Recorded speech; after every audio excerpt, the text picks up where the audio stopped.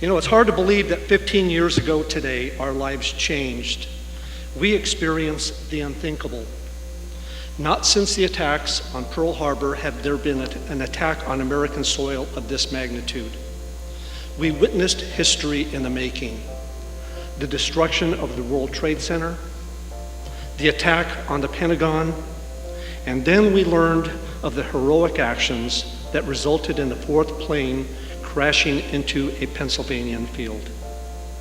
Today, we are here to remember, to honor, and to give back to our community so that those lives lost, including those lives that were lost who were sworn to serve, and they served in the face of the unimaginable, they are never forgotten.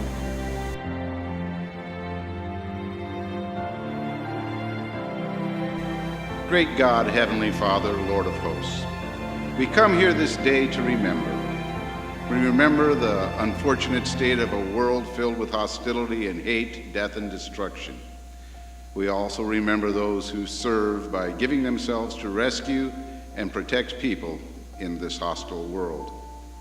This day we remember a great tragedy.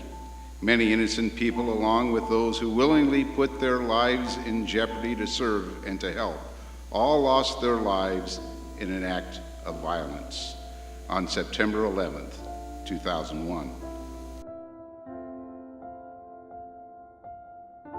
As much as the first responders do, however, we cannot rely just on them. We are all in this together. We must be resilient as a community. We must build social infrastructure, or put another way, social muscle. Social muscle is when residents, governments, and communities come together to address and solve problems and help one another in a time of need. Social muscle makes a neighborhood or an entire city better and stronger. But most important, it's there when we need it the most.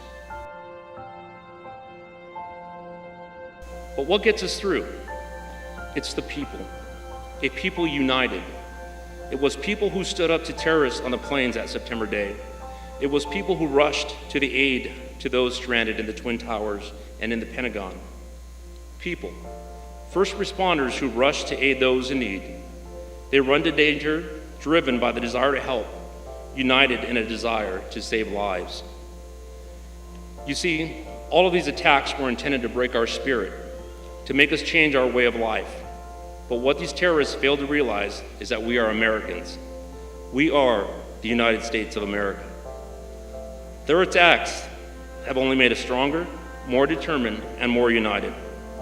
The strength and determination of our brave citizens and our brave first responders in all of these attacks personify a people united.